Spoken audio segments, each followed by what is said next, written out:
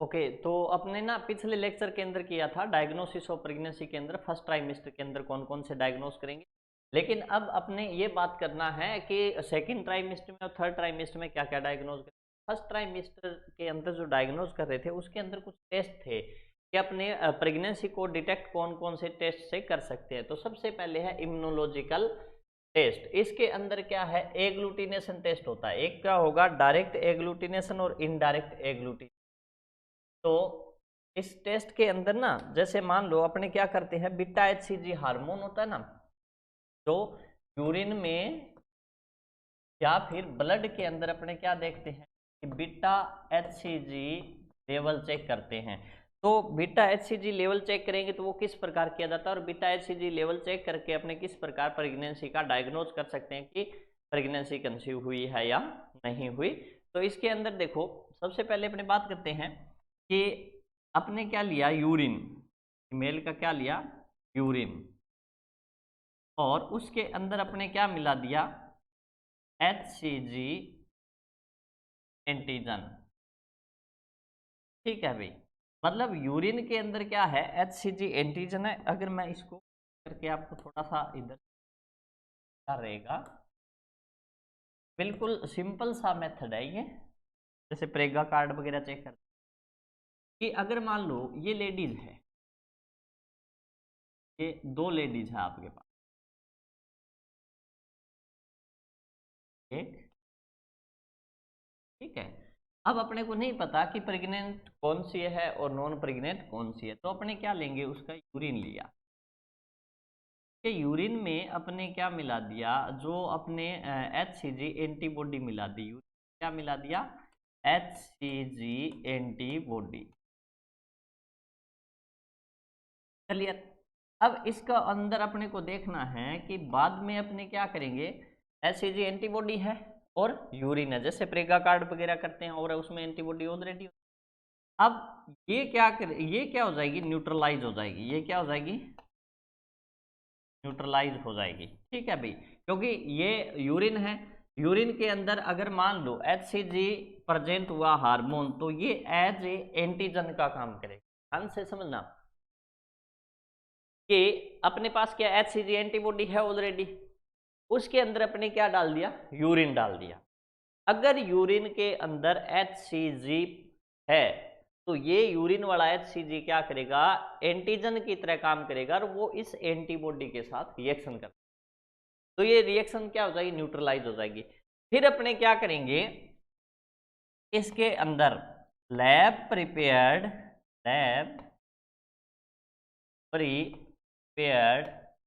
Antigen डाल देंगे। क्या डाल देंगे, एंटीजन। ठीक है भाई, तो जैसे ही लैब प्रिपेयर्ड एंटीजन दोबारा डाला उसी के ऊपर, जैसे मान लो इस प्रकार ये क्या है, एंटीबॉडी है HCG की, क्लियर। इसके ऊपर आपने क्या डाल दिया, यूरिन डाल दिया, और इस यूरिन के अंदर अगर HCG हार्मोन प्रेजेंट है तो ये क्या करेगा, एंटीजन एंटीबॉडी रिएक्शन कर लेगा, न्यूट्रलाइज हो गया। फिर अपने दोबारा से इसके ऊपर क्या करेंगे, लैब प्रिपेयर्ड एंटीबॉडी और डालेंगे। जैसे आपने लैब प्रिपेयर्ड एंटीबॉडी डाली तब आपने देखा कि no visual agglutination, no visual agglutination, मतलब किसी भी प्रकार का कोई क्लोट वहां पे नहीं बना। क्यों नहीं बना, क्योंकि आपको पता है एक टाइम में एंटीजन एंटीबॉडी एक ही टाइम में रिएक्शन कर लेते हैं। तो अगर इस यूरिन के अंदर ऑलरेडी अगर HCG हार्मोन होगा तो वो एंटीजन की तरह काम करेगा और रिएक्शन तो यहीं खत्म हो जाएगी।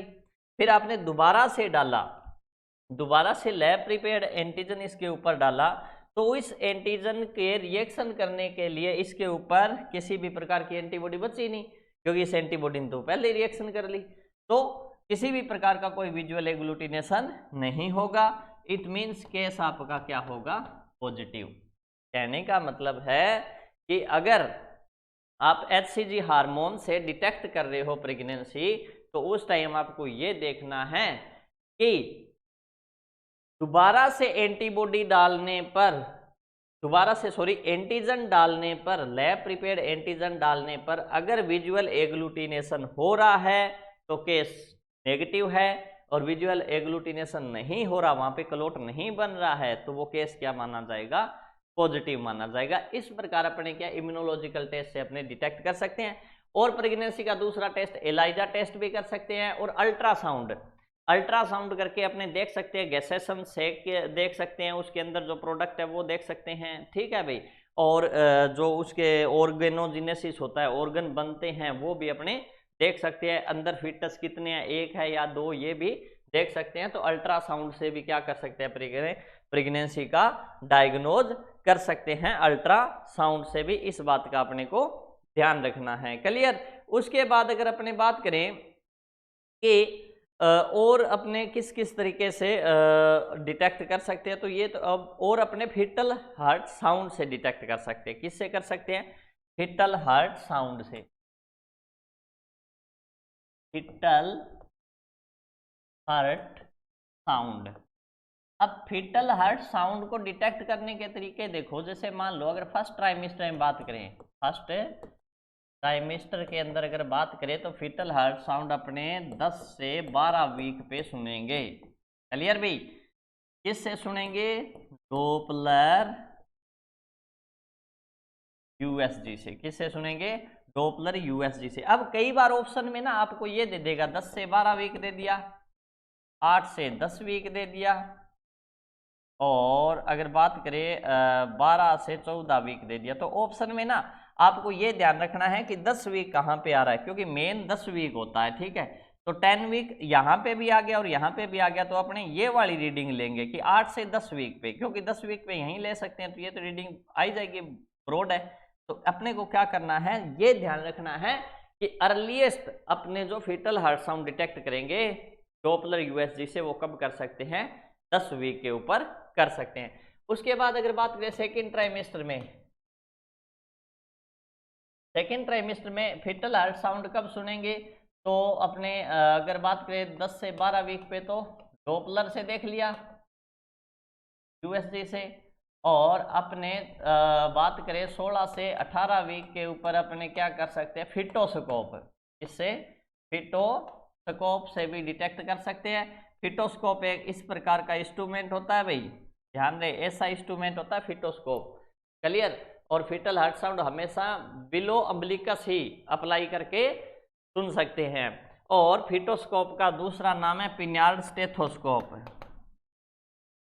पिन्यार्ड स्टेथोस्कोप क्या रहेगा, पिन्यार्ड स्टेथोस्कोप होता है। और उसके बाद अगर बात करें अपने थर्ड ट्राइमेस्टर के अंदर, तो थर्ड ट्राइमेस्टर में डॉपलर यूएसजी भी सुन सकते हैं, फिटोस्कोप से भी सुन सकते हैं, और अपने क्या कर सकते हैं, 18 से 20 वीक के ऊपर अपने क्या कर सकते हैं भाई, जो ऑर्डिनरी स्टेथोस्कोप है,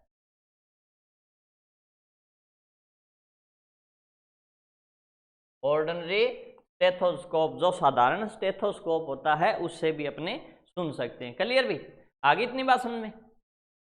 तो ध्यान रहे, फीटल हार्ट साउंड अपने ये क्वेश्चन पूछा जा सकता है कि फीटल हार्ट साउंड को अर्ली अपने कब सुन सकते हैं, तो इस चीज का अपने को ध्यान रखना है कि फीटल हार्ट साउंड कब प्रोड्यूस होती है।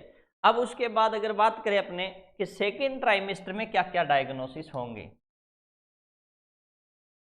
Diagnosis in second trimester. तो सेकेंड ट्राइमेस्टर के अंदर डायग्नोज होंगे, वो क्या रहेगा, जैसे एमनोरिया है वो तो कंटिन्यू ही रहेगा, एमनोरिया तो कंटिन्यूअस रहता है भाई। लेकिन जो फ्रीक्वेंसी ऑफ मिक्सचुरेशन और नोजिया और वोमिटिंग या मॉर्निंग सिकनेस की प्रॉब्लम आ रही थी मदर को, मॉर्निंग सिकनेस की प्रॉब्लम आ रही थी फर्स्ट ट्राइमेस्टर में मदर को, ये क्या हो जाएगी, सबसाइड हो जाएगी, ये क्या हो जाएगी, सबसाइड। लेकिन एमनोरिया क्या रहेगा उस लेडी के अंदर, कंटिन्यूअस रहेगा, क्लियर भाई। इस बात का ध्यान रखना है। अगर बात करें कि सेकेंड ट्राइमेस्टर में एक आता है क्विकनिंग, ये पूछा जाता है भाई, क्विकनिंग बोलते हैं फर्स्ट फीटल मोमेंट को, फर्स्ट फीटल मूवमेंट को क्या बोलेंगे, क्विकनिंग बोलते हैं। इस बात का ध्यान रहे, ये क्वेश्चन कई एग्जाम में आता है, तो ध्यान रहे क्विकनिंग एक साइन भी है और सिम्टम भी है। और ये क्विकनिंग आती है 18 वीक पे।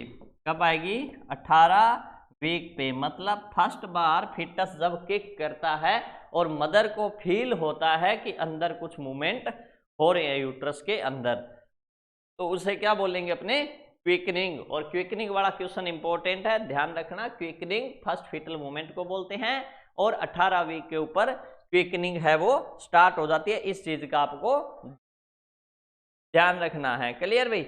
उसके बाद अगर बात करें अपने, जैसे मान लो क्लोजमा वगैरह बन जाते हैं, क्या बन जाएंगे, क्लोजमा। क्लोजमा का मतलब क्या होता है, चेहरे पे जैसे छाइयां वगैरह आ जाती है, ठीक है भाई, उसे क्या बोलते हैं, क्लोजमा। और क्लोजमा आता है फोरहेड पे। फोरहेड पे, किस पे, फोरहेड और चिक के ऊपर आता है। चिक्स के ऊपर क्या आएगा, क्लोजमा आएगा। छाइयां आ जाती है गाल पे और फोरहेड के ऊपर क्या आ जाएगी, छाइयां आ जाएगी, जिसे अपने क्या बोलते हैं, क्लोजमा बोलते हैं। और क्लोजमा को क्या बोलते हैं, मास्क ऑफ प्रेगनेंसी। क्या बोलेंगे, mask of pregnancy. Mask of pregnancy, ये भी किसको बोलते हैं, क्लोजमा को बोलते हैं। ये भी अपने को ध्यान रखना है कि मदर में प्रेगनेंसी टाइम ये सारे साइन आते हैं, इस बात का आपको ध्यान रखना है। क्लियर भी। उसके बाद जैसे मान लो अगर बात करें लीनिया निग्रा, ब्रेस्ट के अंदर भी चेंजेस आ जाते हैं। ब्रेस्ट से कोलोस्ट्रोम वगैरह वो एक्सप्रेस होने लग जाता है, ठीक है भाई, ब्रेस्ट का साइज बढ़ जाता है। और क्या आएगा, जैसे मान लो अगर बात करें कि एक आता है लीनिया, लीनिया निग्रा, एक होता है स्टीरिया ग्रेविडम। क्या होगा, स्टीरिया ग्रेविडम। ये दोनों भी आते हैं। जैसे मान लो ये प्रेग्नेंट लेडी है, क्लियर भी, इस प्रेग्नेंट लेडी के यहाँ पे जो जिफिस्टर्नम है, जिफोइड बोन है, इस जिफोइड बोन से एक इस प्रकार की ब्लैक लाइनिंग आती है जिफिस्टर्नम से लेके। यह क्वेश्चन पूछा जाता है कि जिफिस्टर्नम से लेकर अम्बलिकस के बीच में, अम्बलिकस के बीच में एक जो ब्लैक लाइनिंग आती है, इसे क्या बोलेंगे, इसे बोलेंगे लीनिया निग्रा। क्या बोलेंगे, लीनिया निग्रा बोलते हैं। इस लाइन आएगी जो जिफिस्टर्नम, जिफोइड बोन होती है ना, अपनी चेस्ट बोन होती है, उससे लेके अम्बलिकस तक, या फिर बात करें अम्बलिकस से भी नीचे आ जाती है ये सिम्फाइसिस प्यूबिस। सिम्फाइसिस प्यूबिस के बीच में एक ये ब्लैक कलर की लाइन आती है, इसे क्या बोलेंगे अपने, लीनिया निग्रा बोलेंगे।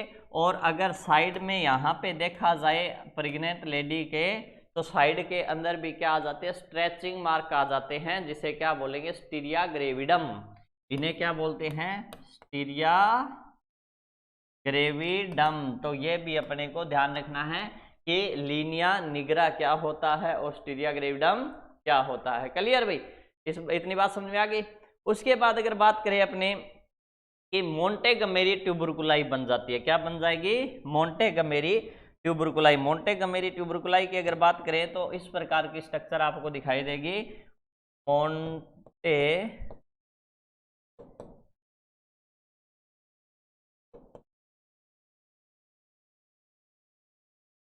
इस प्रकार की आपको स्ट्रक्चर दिखाई देगी। अभी मैं इमेज दिखा देता हूं। इस प्रकार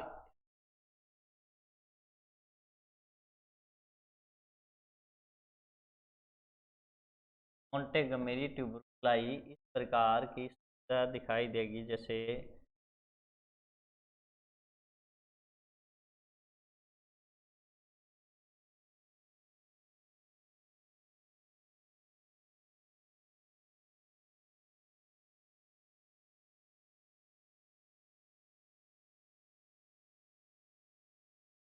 ये देखो, इस प्रकार की स्ट्रक्चर आपको दिखाई देती है मोंटेगमेरी ट्यूबरकुलाई। हाँ, क्लियर दिख रहा है।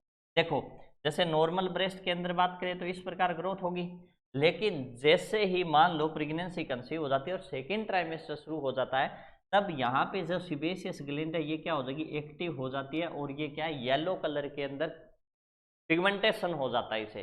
इसे क्या बोलते हैं, मोंटेगोमेरी ट्यूबरकुलाई। और क्वेश्चन अपने से ये भी पूछा जा सकता है कि मोंटेगोमेरी ट्यूबरकुलाई कहाँ बनती है, फेस पे बनती है या ब्रेस्ट पे बनती है या एब्डोमेन पे बनती है, कहाँ बनती है। तो ध्यान रहे मोंटेगोमेरी ट्यूबरकुलाई या फिर इसे सेकेंडरी एरियोला भी बोलते हैं, ये हमेशा ब्रेस्ट पे पाई जाती है। क्या बोलेंगे मोंटेगोमेरी ट्यूबरकुलाई को, सेकेंडरी एरियोला। क्या बोलते हैं, सेकेंडरी एरियोला भी इसे बोलते हैं। इस बात का अपने को ध्यान रखना है। क्लियर भी। उसके बाद बात करें अपने फंडल हाइट की, किसकी, फंडल हाइट। तो ध्यान रहे फंडल हाइट, इससे क्वेश्चन पूछा ही पूछा जाता है फंडल हाइट से, कि जैसे जैसे मान लो प्रेगनेंसी कंसीव होती है वैसे वैसे ही क्या है, एब्डोमेन का इनलार्जमेंट होता है। तो ये मान लो अपनी जिफोइड बोन है, कौन सी बोन है, जिफोइड बोन, जिफोइड प्रोसेस है इसका, टर्नम का, जिसे ब्रेस्ट बोन भी बोलते हैं। और ये मान लो अम्बलिकस है, ये क्या है, अम्बलिकस। और ये मान लो सिम्फाइसिस प्यूबिस है, सिम्फाइसिस प्यूबिस। सिम्फाइसिस प्यूबिस आपको पता है, आगे पेल्विक बोन आगे जहाँ पे दो जगह जुड़ती है उसे क्या बोलते हैं, एक जगह जुड़ेगी आगे दोनों आके पेल्विक बोन मिलती है उसे सिम्फाइसिस प्यूबिस। तो ये कह रहा है कि अगर बात करें अपने कि यहाँ पे सिम्फाइसिस प्यूबिस तक कब आएगी फंडल हाइट, 12 वीक पे। कितने वीक पे, 12 वीक पे। और यहाँ पे अम्बलिकस पे आ जाएगी 24 वीक पे। और इसके ऊपर आ जाती है अगर बात करें अपने तो लगभग 36 वीक पे। ठीक है, 36 वीक पे जिफोइड प्रोसेस पे आ गई, जिफिस्टर्नम पे आ गई। 3 बातें तो आपको ये याद रखनी है।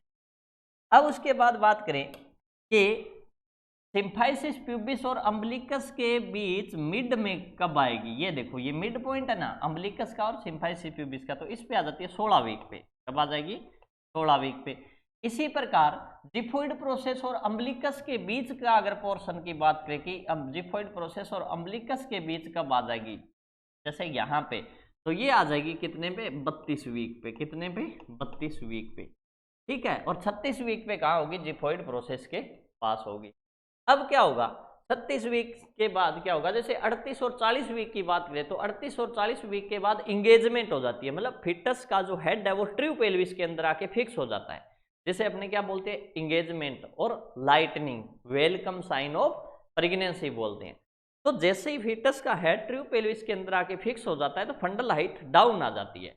तो कहने का मतलब 40 वीक पे भी फंडल हाइट कहाँ आ जाएगी, वापस डाउन आ जाएगी। 40 वीक पे कहाँ आ जाएगी, वापस डाउन आ जाएगी, लाइक यहाँ पे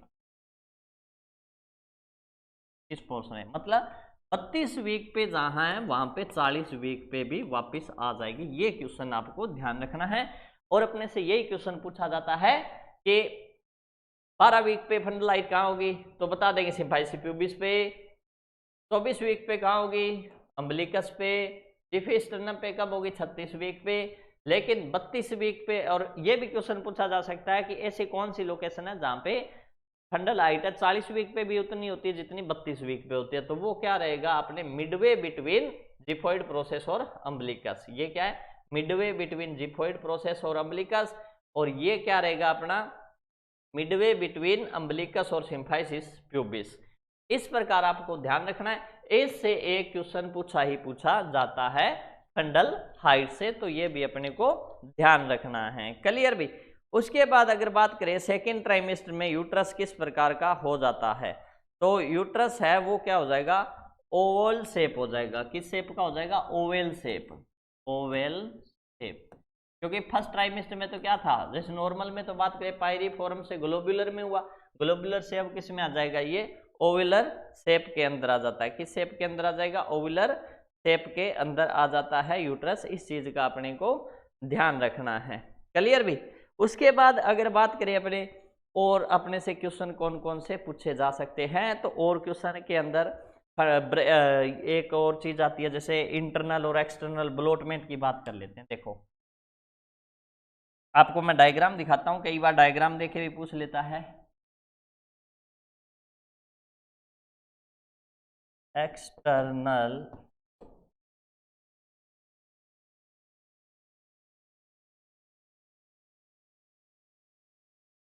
ब्लॉटमेंट। देखो एक्सटर्नल और इंटरनल ब्लॉटमेंट में जैसे अगर बात करें, ये डायग्राम ठीक रहेगा अपने लिए क्योंकि इसमें दोनों है, एक्सटर्नल और इंटरनल। ये देखो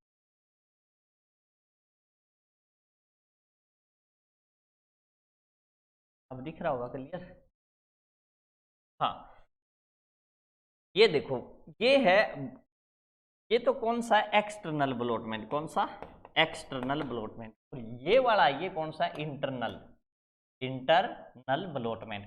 तो इसमें क्या कर रहा है फिजिशियन डॉक्टर, क्या कर रहा है, दोनों हाथ एक्सटर्नल ब्लॉटमेंट में क्या, एक्सटर्नल साइड दोनों हाथ क्या इस प्रकार रखेगा और एक हाथ से क्या करेगा, इस प्रकार कंप्रेस करेगा। तो वापिस जैसे ही हाथ को छोड़ेगा ना, ऐसे दबा के फिर वापिस हाथ को छोड़ेगा तो वापिस क्या है, ये अपनी डायरेक्शन में आ जाएगा। मतलब जितना साइज है यूट्रस का वो वापिस आ जाएगा। पहले तो कंप्रेस होगा, बाद में जैसे छोड़ेगा तो ऐसे अपने को फील होगा कि वापस कंप्रेस हो रहा है। ये कंप्रेशन किस वजह से हो रहा है, वापस किस अपनी साइड में जा रहा है, तो किस वजह से जा रहा है, क्योंकि एमनियोटिक फ्लूइड है। इसके अंदर अगर एमनियोटिक फ्लूइड कम होता है और है तो ये जो प्रोसेस कर रहा है, ये प्रोसीजर कर रहा है, ये नहीं होता। ये तो रहेगा एक्सटर्नल ब्लॉटमेंट। और ये होता है इंटरनल ब्लॉटमेंट। इंटरनल ब्लॉटमेंट में क्या करेंगे, एक फिंगर को क्या करेंगे, एक फिंगर से सर्विक्स को क्या करेंगे, पीछे की साइड दे रहे हैं। पीछे की साइड अगर प्रेस कर रहे हैं तो फिटस का हेड क्या ऊपर की तरफ जा रहा है, फिर जैसे ही छोड़ेंगे तो फिटस का हेड वापस उसी पोजीशन में आ जाता है। इसका मतलब एमनियोटिक फ्लूइड क्या है, प्रॉपर है। एमनियोटिक फ्लूइड क्या है, प्रॉपर है। इस बात का अपने को ध्यान रखना है। ये एक्सटर्नल और इंटरनल ब्लॉटमेंट होता है।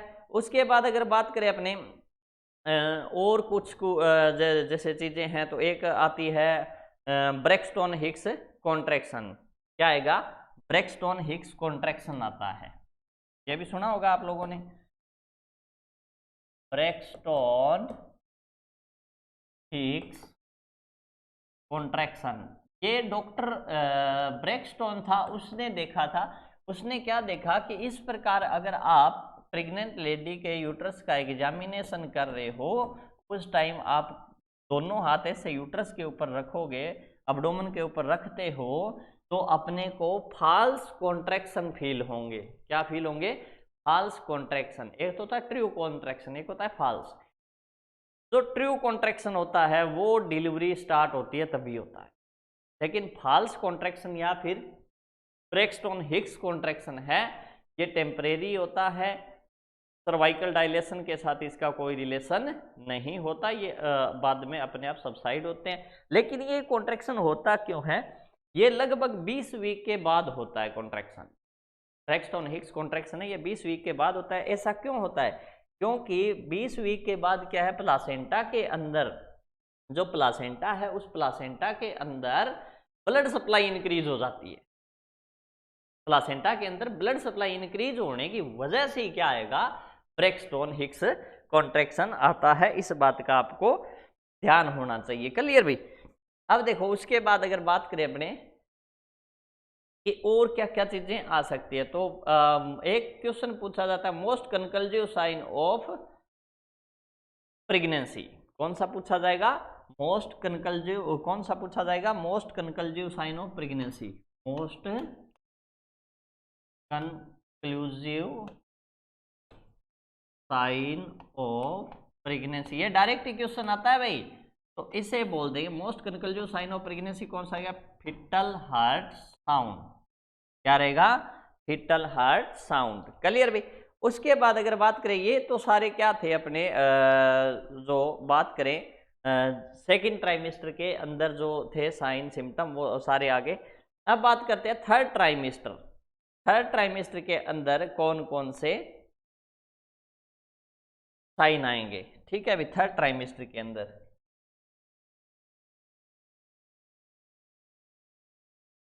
थर्ड ट्राइमेस्टर के अंदर देखो, diagnosis in third trimester. Third trimester आपको पता है 28 वीक से लेके 40 वीक तक का होता है भाई, कोई शक ही नहीं है।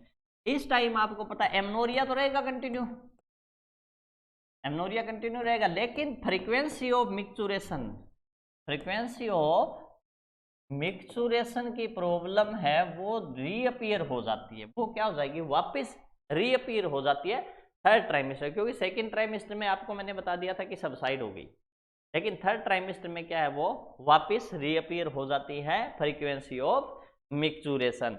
उसके बाद अगर बात करें अब्डोमेन इनलार्ज हो जाएगा और लाइटनिंग होता है, क्या आएगा, लाइटनिंग।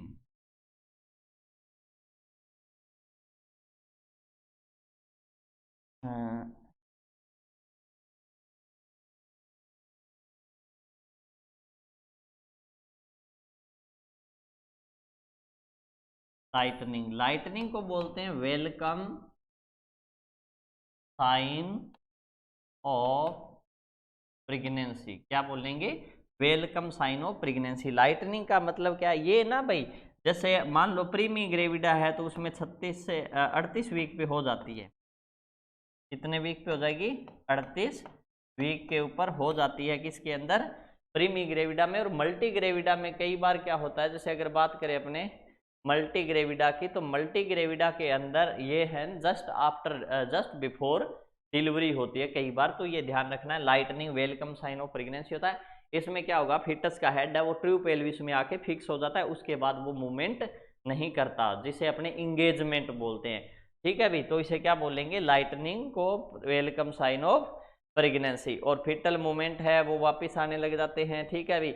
और 20 वीक पे एक चीज़ और बता देता हूँ, पीछे नहीं बताया, 20 वीक पे फीटल पार्ट को अपने क्या अच्छे से असेस कर सकते हैं, कोई इश्यू नहीं है। उसके बाद अगर बात करें कि यूट्रस का शेप कैसा हो जाएगा, तो यूट्रस हो जाएगा सफेरिकल, यूट्रस कैसा हो जाएगा, सफेरिकल, सफेरिकल, ध्यान रहे।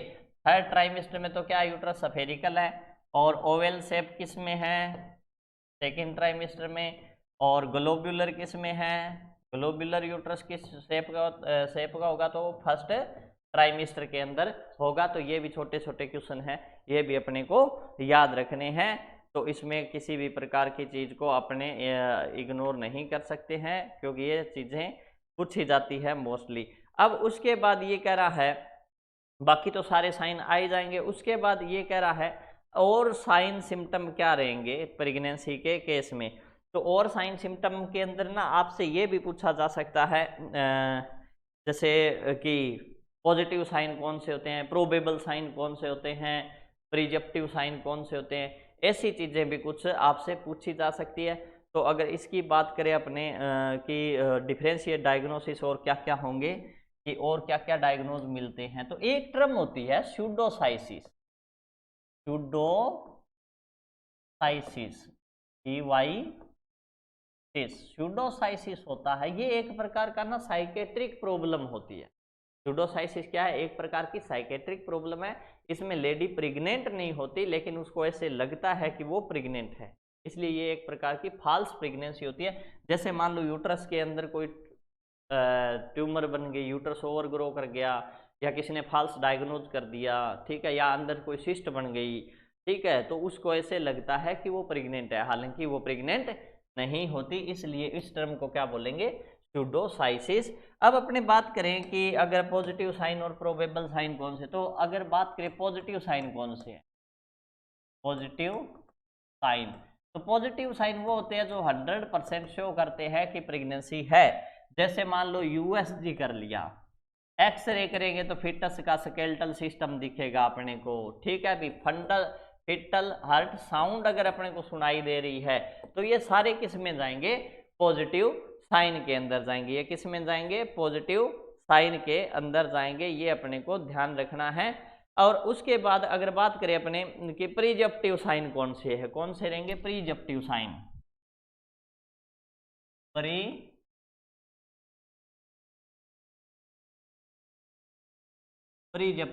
प्रीजेप्टिव साइन है ना, वो साइन होते हैं जो सिर्फ और सिर्फ फीमेल को ही पता है, फीमेल ही बता सकती है। तो जैसे मान लो एमनोरिया है, एमनोरिया, मॉर्निंग सिकनेस,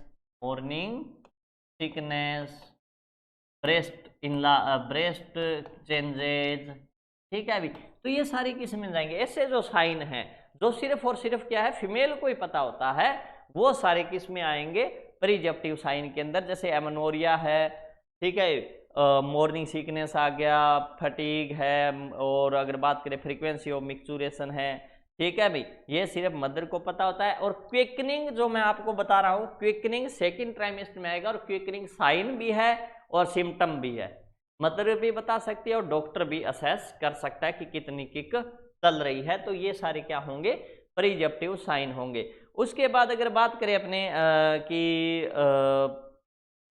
जैसे प्रोबेबल साइन की, तो प्रोबेबल साइन कौन कौन से होंगे, तो प्रोबेबल साइन देखो कौन कौन से होंगे।